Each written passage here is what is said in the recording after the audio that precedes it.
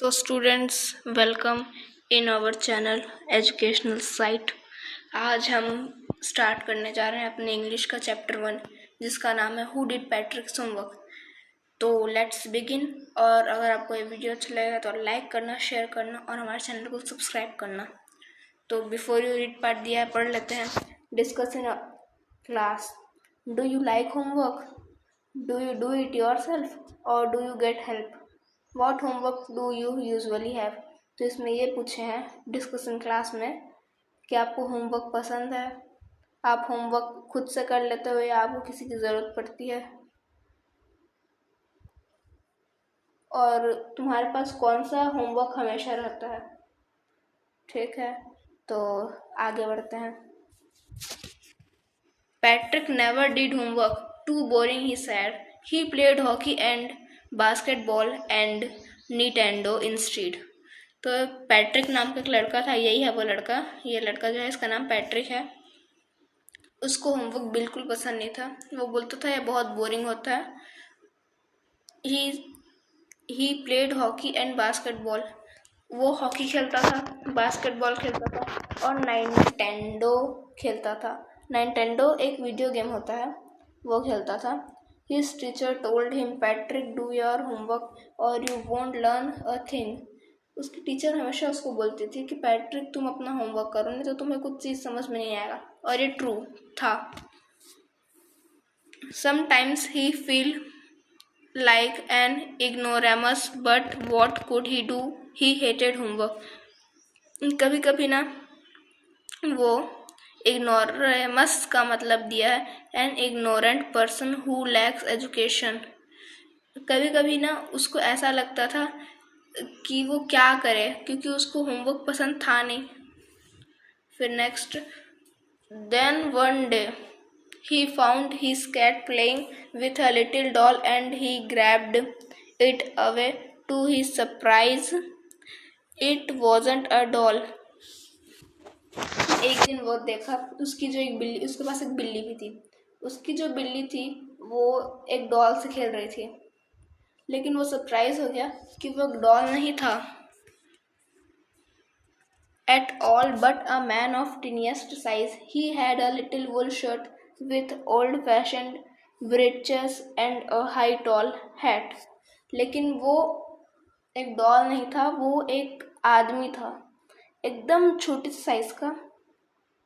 उसके पास एक छोटी सी वुल की शर्ट थी और ओल्ड फैशन के ब्रीचेस थे, और उसके पास एक लंबी सी टोपी थी।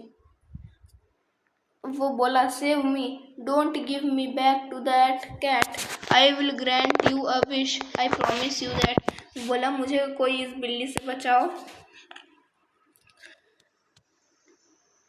कोई मुझे इस बिल्ली से बचाओ और फिर और मैं तुम्हारी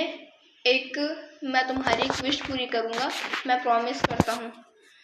फिर then Patrick couldn't believe how lucky he was. Here was the answer to all of his problems.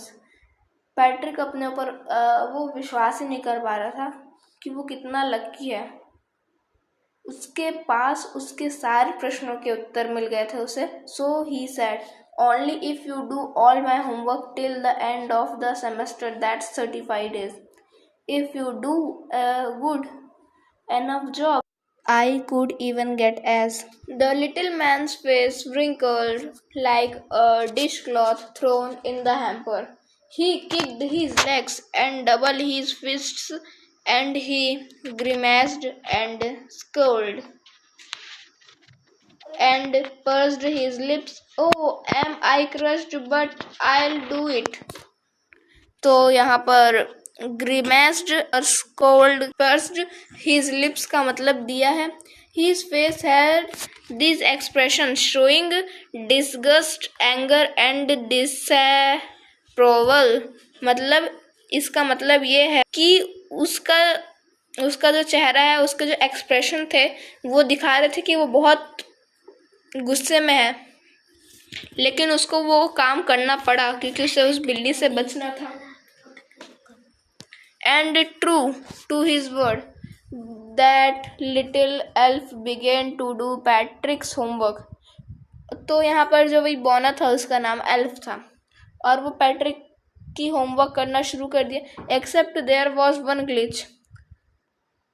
The elf didn't always know what to do and he needed help. लेकिन एक ग्लिच था, मतलब एक प्रॉब्लम थी कि elf को पता नहीं था, हर बार पता नहीं रहता था कि उसको क्या चीज़ करना है, उसके पैट्रिक के होमवर्क में उसको क्या करना है और उसको मदद चाहिए होती थी.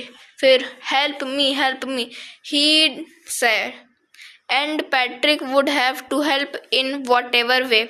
लेकिन फिर वो बोलता था हेल्प मी, मुझे मदद चाहिए. फिर पैट्रिक उसकी हेल्प कर देता था.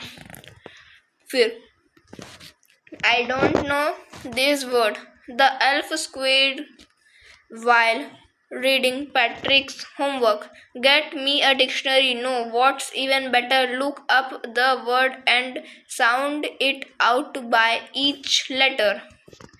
When it came to maths, Patrick was out of luck. What are times tables? The elf shrieked. यहाँ पर shrieked का मीनिंग दिया है. Gave a short high pitched cry. जब हम लोग मैथ्स में आते हैं तो पैट्रिक बोलता है व्हाट आर टाइम्स टेबल. फिर एल्फ एकदम छोटी सी और ऊंची आवाज में रोता है. We elves never need that. फिर next and addition and subtraction and division and fractions. Here sit down beside me, you simply must guide me.